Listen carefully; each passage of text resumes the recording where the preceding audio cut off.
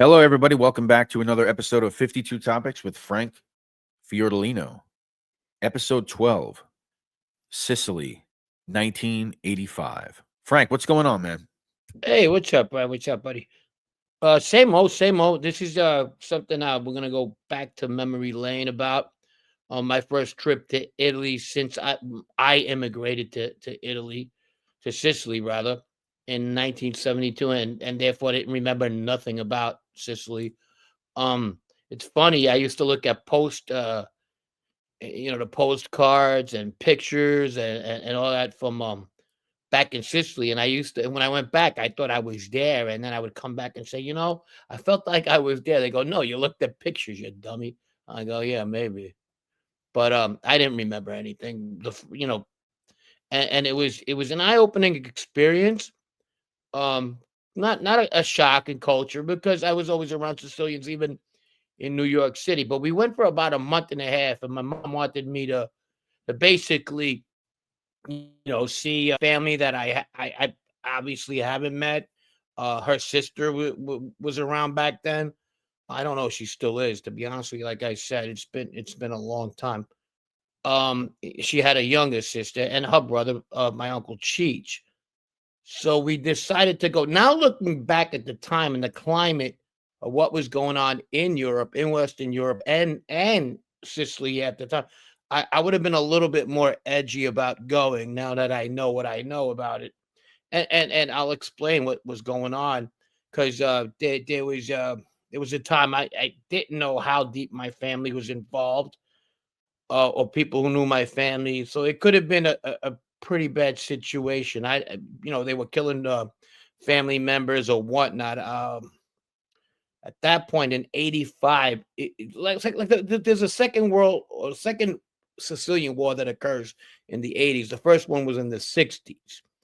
And the second one is between '81 and '84. We talked about that Totoriana and what was going on. They were going after everybody from politicians to cops to family members. The game changed a lot, and I didn't realize at the time that was going on because I was young. I was in between middle school and I was going to Christ the King. My brothers had just had a coffee shop at that point for about a year and a half. Um, Back home, I started hanging out with the kids, the more of the Italian kids I grew up with, the Sicilian kids. So I've learned a lot. It was my way. If this was a prerequisite in learning about a little bit the way people think and what I've come to know up to today, this was definitely it. I went there. It was different. It was beautiful. Um, not as what you think. Not very. It's crime on crime, crime against each other. Not too much. Purse snatches. Also in the '80s, what was going on? Um, there was a lot. There wasn't drugs around my parts because we were like more we would consider like the country people because Castelmine Golf was maybe about an hour from the city, close to about an hour and 15 minutes from Palermo. So where they were starting to have their kids starting to dab in heroin and other drugs. We didn't have that much there. So we weren't going through that. But we did have was there was a change of times. A lot of the older people that were there at the time were getting taken out. And I mean in a mob sense. And there was Okay. James's family. He had an uncle up there that was killed, a relative. I don't know if it's an uncle or a cousin, and we call them Mutsunino Bucciala, the uncle, but out of respect that he grew up with my father's brothers, especially back in Italy, and was considered a boss of our town. So this is what was going on. A lot of towns were going through phases of the old guard getting replaced by the new guard from those towns. So with the old came the new.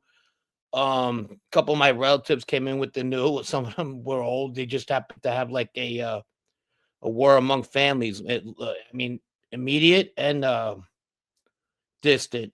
But that's the whole thing. There was a guy that grew up with my brother, and at the time, my mom grew up with his mother, I think our families are married with each other, and he had the misfortune in accompanying 4 guys to a meeting, and he never was seen again. Later on, they presumed he died from an acid bath. The guy had told him, the older man told him, "Look, if I don't come out, don't be staying around, just leave." And he didn't do it, and he knocked on the door where they were having a meeting. They strangled the 4, and then they put him in an acid bath. And then, unfortunately, um, that that's, uh, that's what happened to him, and, he's also a relative of somebody who's with the Bananas today. I Hey, let don't me want. ask you. Let me ask you something because what you said is very brutal. Acid Mhm. bath. I only know one example that I could think of guys like in New York doing that. Like a Charles Corniglia apparently did that with some bodies. But explain that to me. It's just, I mean, I think I know what it is, but is that something normal? I mean, what's that all about? That seems particularly brutal. They dip you in acid after they kill you, and, until you disintegrate, no body. It's a white death, they called it. A lobara bianca, they call it. The lobara is a Like rifle. death. Back then, the white death, yeah, and the lobara is a rifle, so basically a gun, and instead of the gun, it was replaced by this is the new it's synonymous with this is what was going on. And that whole time in general was called a madanza. Madanza is tuna fish slaughter. You know, when the tuna it's all Sicilian, when they tuna fish, they get a three Right. 100-yard net and they wait for the fish. And when the fish come, they start stabbing it. Yeah. Yeah. So it turns so they were using that term for what was going on in Sicily at the time. And that was going on. I remember my mom visiting this lady, and she wore a blue dress. And in blue, my mom obviously wore the black for my brother, and ironically, they both lost 2 kids in a mob fashion. One a little bit more different, a lot more different than the other, but regardless, they lost their kids. And she wore a blue dress, and a blue dress was a very popular thing back then because these kind of murders were going on, and it meant hope. Black meant, you wear it because somebody died, but hope, like as if, one day these people would they had hope their kids would come back. And this is what the type of thing that was going on. It's like it sounds like fucking. It sounds like World War II in America. Oh, we're hoping the boys come home. Like it really sounds. It's pretty dysfunctional when you think about it. What is like? What is the government? What's that? What's that going? What's that like? What's going They on had there? their hands full. The government was having a problem. They were getting um judges were getting taken out. Big time police guys up there in the police lines, lineage were taken out too. So it was just mayhem with mayhem. And aside from that, I was getting to see the places where, my brothers played. I got baptized, the water where we used to, where all my family was there for hundreds of years because we had a house on the beach at the time. So there was that little distraction, but at the same time, it was always when something was talked about, it was talked very, very like to the side. Something had happened. I had another relative of mine, her husband, who's doing a life sentence right now, and he was accused of putting a bomb beneath a judge. He was looking for a judge apparently, but I'll explain to it. So he was coming from Palermo to Trapani, which is a pretty big. It's about a 2-hour ride, and they waited for him because they clocked him. And when they put the bomb out, they missed the judge. The judge made it with his life, but a woman and her 2 twins were coming that way, and it blew up. And he Right. was Right. being accused of that for a while, and that was, like, 2 months right before we got there because it was big talk in my town.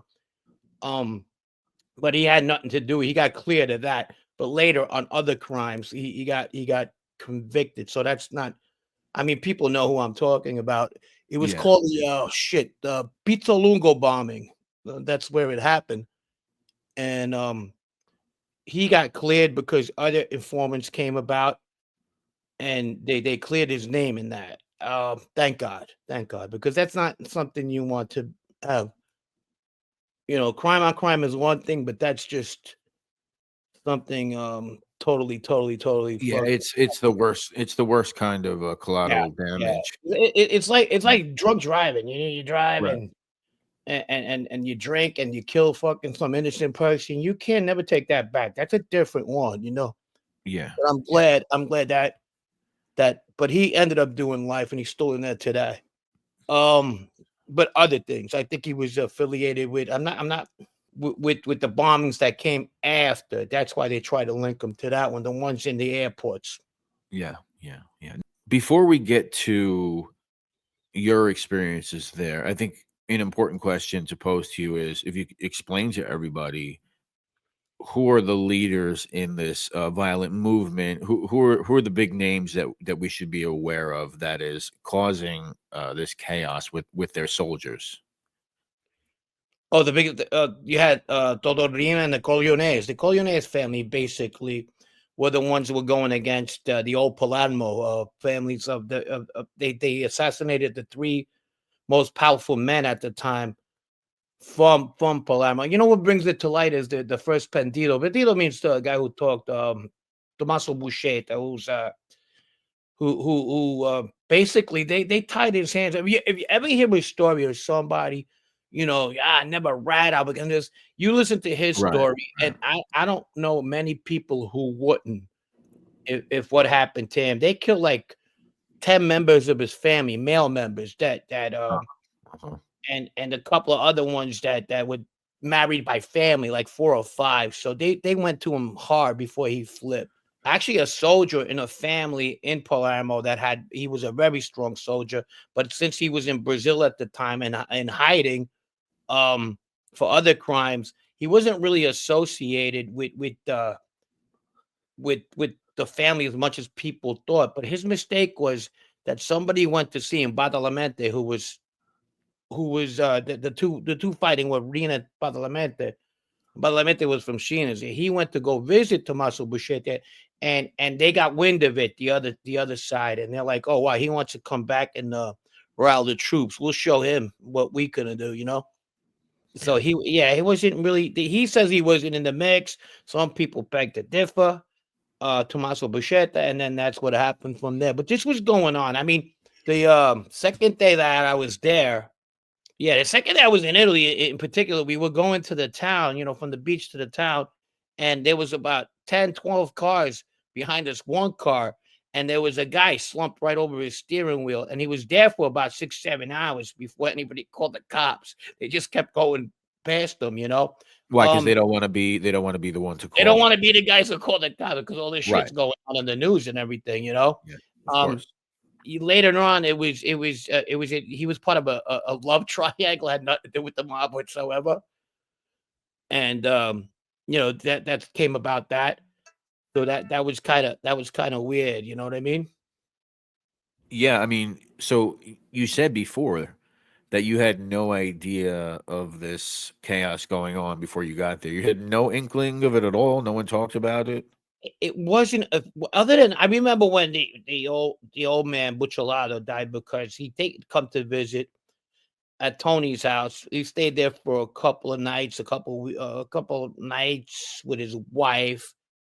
As a family, we went over there, but then after that, I remember it well because he got killed. So I remember that man. Yeah, yeah, he got killed. Um, Later on, I found out he was part of this whole insurrection. You know what I mean? Yeah. Yeah. But there was that other kid that died later on. There was two twins that died from my town as well during this whole takeover. It was a bloody war. All in all, I would say there was a pregnant woman that got strangled from my town just because Jeez. they thought she knew too much. So a lot of this stuff was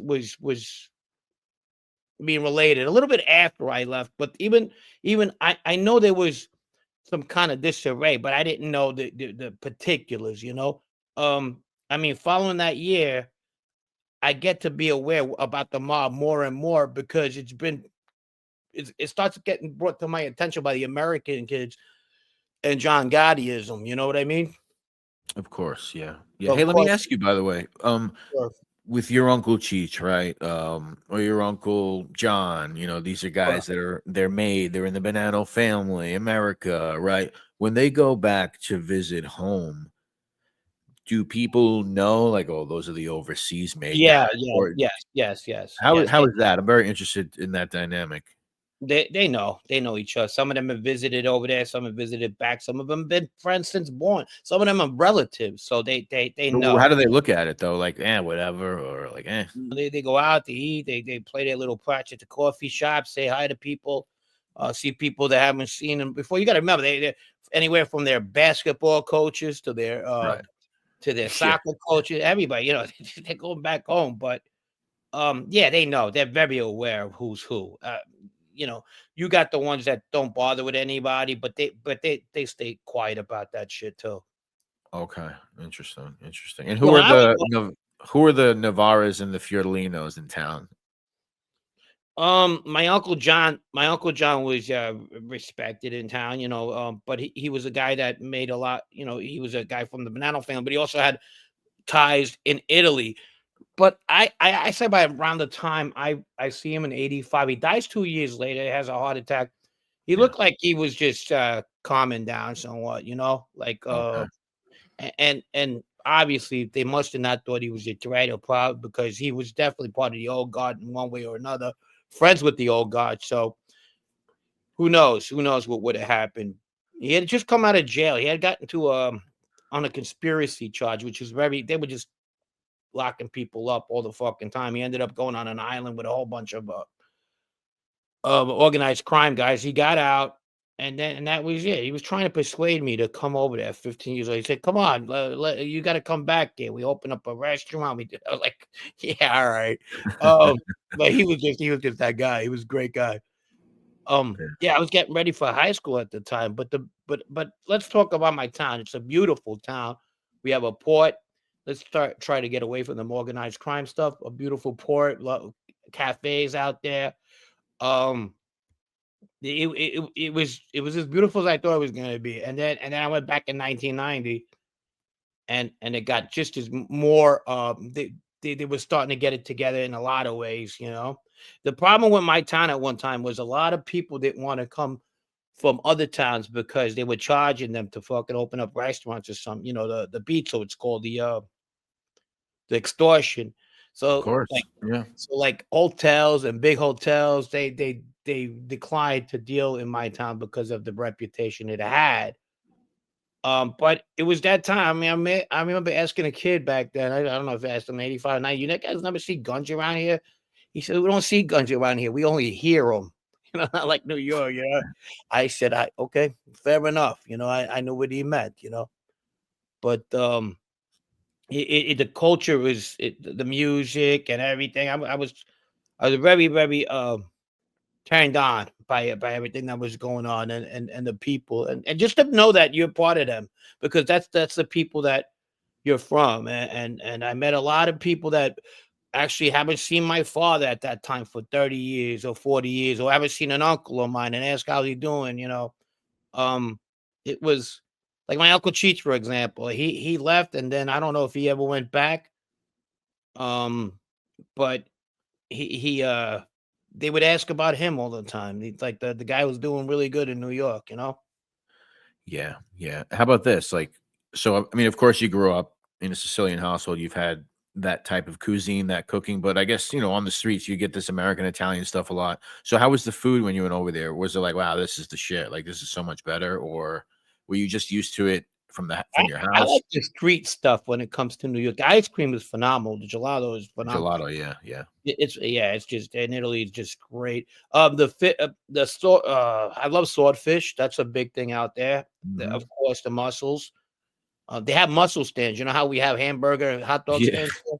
They have mussel stands all over the fucking place. But you gotta watch out where you go. You get a bad runs of fucking hepatitis. Yeah, I bet, I bet. So you gotta know where you're going. They have that seafood is incredible. The shrimp with the heads on them and the bigger ones. Um, what else did I like a lot over? I like the street foods. I like the pane panale. The chick. I think you call them falafel here, the chickpea fritters. Yeah, yeah, the chickpea. Yep, yep. Oh, they're fucking great. They're just the Palermo street fairs are just unfucking believable the food they got there. But like there also you gotta watch out. You're gonna eat fucking some goat that been married that been dead for about 10 years. The food is great, but Sicily is awesome. It's a great place, and we got sense of humor over there. We all we have a good sense of humor. Everybody has a nickname that they don't like in Sicily. You know that. How are tourists generally treated? Fine, good, good, good. Yeah. They were good. We had the only immigrants we had at the time in '85, and you got to understand is because the Eastern Bloc was still a thing. Um, were uh, were Moroccans and Tunisians. We had a lot of them. The Moroccans like to sell stuff on the beach, like those knockoff watches and purses and sun apparel like hats and American mixtapes were very popular at the time.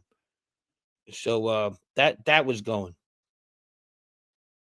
Oh, really? Like Well, they would I take don't like the best songs in 1985 and make a tape right. and sell it for like I get it, yeah. Now all that's what that. I call music volume.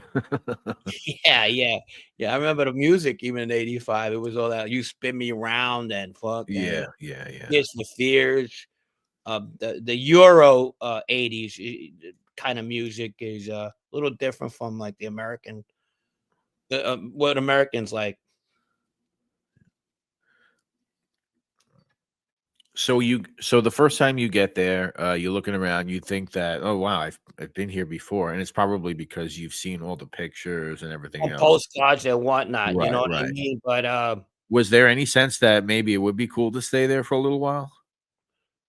I didn't get that in '85. I was kind of like looking to come home. I love to swim. I did a lot of that kind of stuff. It was cool. I got the idea that once the summer come, I felt like it was New York. They have their season, so it's not always like that. You got to remember, my town is like 12,000, 13,000, I believe, population. But in the summertime, it turns to about 200,000. Now, where is that from? Is that from, mostly Italian Tourism. tourism or tourists Oh, from out of a lot of both. And when I mean a lot of both now, but back then it was mostly like we have more Castello Maris in America than we have in my town by a lot. Wow. So you can look on YouTube and you can see people going back and say, "Hey, my grandmother lived here, or my granddad, he was from here, so we wanted to come back, see how beautiful it is." And you get a lot. The summertime is it's an amazing place. It's top 10 definitely in Sicily, places to visit. We got a lot. We got Scobello, which is a part of Castellamare. We have Segesta, which is the it's not too far. That's the ruins, the Greek ruins. Uh-huh. If you like that kind of stuff. I love it. Yeah, yeah. We have the port. We have our beach is really nice, clean. There's a whole bunch of restaurants there, and then the town. In '85, I didn't feel that way. In '90, I would have stayed. Really? What was the difference? You were just older? A You had little a bit you older, things I was kinda, like, looking forward to, high school, and, it was good. I didn't hate I loved it. I loved it. I loved it I love even today thinking about it. It's come a long way. I don't know where it is today, but thank God for, like, YouTube and all these other things. I get to look at what it looks like. It looks like it's changed a lot, though. more developed? Yeah, and I was kinda also spoiled in that sense that we lived right on the beach. My grandparents left my aunt, my mother, and my uncle a lot of property. My uncle more, it was just kind of because he was a boy, a male thing. That was not uncommon. And they used that for farming at one time. And then my grandfather's side of the family, they did the same thing. So most of the people on that beach, one way or another, I'm related through my mother's sides. And we had I mean, I think my house was the closest to the beach. I mean, I don't know, 70 feet. Wow. Yeah, that sounds beautiful. Yeah. Yeah. So, But that's like anything else. It's like what, the mhm, Hamptons, Montauk, it's something else, and then before you know it, it's gonna change. And yeah. sometimes for the worse, I guess, depending on, how you feel about things. But So how's the English there? Because I went to Italy in 2019. I fucking loved it. I want to go back. That's probably the next Mhm. place. I'd probably just go back there, to be honest with you, if I'm going to leave the United States. Um, but I didn't get that far down, but I had no problems with the English at all. Of course, I learned before I went, the hellos, goodbyes, thank you, you're welcome, stuff like that. But Right. how's the English way down there for tourist purposes? The English ain't bad. I mean, you know what's great about Europe? They take an incentive to learn the language, not like the United States. I mean, if it's not English, we don't want you here. But they don't do that. Yeah. Yeah, yeah, just the stupidity. Speak English or die. Yeah, yeah, yeah. It's just we're in America, No, they're open and they're really open to learn, and that's why their process they get it, man. They're well-rounded people in Europe, and even the music they listen to. You never listen to American kids listen to foreign music, but everywhere else they listen to English music, and it's just that we're very close-minded here. Where over there they're not. Yeah, let me ask you this about some of the older generation, because there's like this thing, right, with especially like people from the USSR, like who live in America. It's like almost like they have this paranoid aura around them because they come from this certain thing, right? And Hmm. they're in America, but they still have that connection USSR. They think of communism, this and that. Sure. What is the after fascism? Mussolini and all that stuff. How are the elders in that sense, as far as being around for those times and all those difficulties? They had to move. I mean, the fascists had to move for sure. They were being attacked. Some were being killed. You couldn't have that kind of mentality. Some moved to Rome. And they had a big neo-fascist. Well, not the fascists themselves. I'm saying the people that were against it, that survived it, that were Yeah, they weren't older. they weren't cool with the people that once were wearing the black shirts. They Right. kind of they moved. They had those people move out of there. Like some of them ended up in Argentina. Some of them ended up Yeah. in the north. The commies we tolerated because they really didn't do the damage that the fascists did. And believe it or not, they kind of lived together, not in a sense. I mean, they were being attacked right after World War II, the socialists, the communists, Yeah. and that died out. It was just like, all right, they ain't going nowhere anyway. Let them speak. And then when '89 came about, that wasn't even a thing anymore. Um, because of the fall of the Berlin Wall and whatnot. Right. Right. You Right. know, and Rocky gives a speech at Rocky Four. I'm just fucking around. No, that's always going to be there. Even when I went there, I mean, I've seen a lot of anti-fascist graffiti. Every city I went to, I saw it. Yeah, it depends on what town you are, but it's usually those 2 groups that fight against each other, while the mob groups just watch and look at them, and when they That's need them and they need them to do something, they use them. Is that right? Like, what Oh, would they yeah. need? What would they need a revolutionary commie to do? Well, they would they would blame shit on them. They would kidnap and then make believe it was them. Oh, okay, okay. Politicians, although more some people said it was the Red Brigades, it was a communist guerrilla group in the '70s. Some people thought it was the mob, Yeah, yeah. or a couple of bombings that they would blame on the neo-fascists. They just Right, or right. just use them themselves. But the ones that had the more relationship were the neo-fascists with some organized crime groups in Sicily, in Cosa Nostra. Yeah, yeah. I mean, I've heard of like Genovese doing things for Mussolini. Anything like that? You recall anything like that Now there was back people then? Galu, and it was known that he had relationships with the neo Nazis in Rome. They were actually hiding him at one point, and he was a Sicilian guy. He was like he grew up with Tommaso Buscetta, but then at the end of the day, they Who went is after this? each other. Pippo Galu. And if you ever see the Maxi trials of Sicily, where they get all these organized crime figures in this big courtroom, and they get confrontation, they have a classic confrontation. You guys should check it out, where they call each other out. You're allowed to do that in the court system in Italy if somebody's accusing you of something. And they had when I mean classic, it was one that's still talked about today. Check that out. Check out the movie The Traitor to understand what was going on at that time. It's a great, great, great movie. It's an Italian film, subtitles. It's about the Sicilian mob. Check it out. They do it right. They do it justice. Yeah, yeah, it's one of my favorite mob movies, actually. It's called The Traitor, and the Sicilian's perfect. The dialect, they even do it with part of Sicily they're from. They even make these characters look like the real deal. Wow, yeah, that's But quite if you watch, it's basically about Tommaso Buscetta, what he goes through, and the killings of his kids. It's a little graphic too, but that's what was going on. You can't sugarcoat it, you know. Yeah, yeah, yeah. So I gotta ask, do you ever see yourself going back? No, not really. No, I don't think so. I mean, not there. Probably Italy, but not there. Okay. It's like the same reasons I don't go back to Ridgewood. You know, it's not that not going back. I mean, you know, it's not that. I mean, then who's gonna recognize me in Sicily, right? I ain't worried about that. It's too hard. You know what I mean? Yeah, yeah. It's an emotional issue. That's all. I understand. I understand. Yeah, yeah, yeah, yeah. But Yeah. hey, what are you gonna do?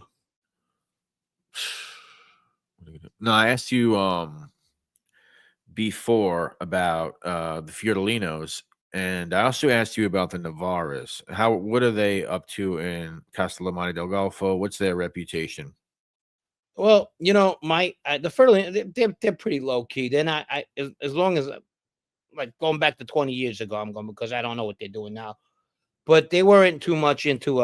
My uncle was the only, not only one. On his mother's side, my uncle's mother's side, there was a lot of organized crime people, but they were old. They're dead. They're not around no more. And even the Navarros, they were more of a.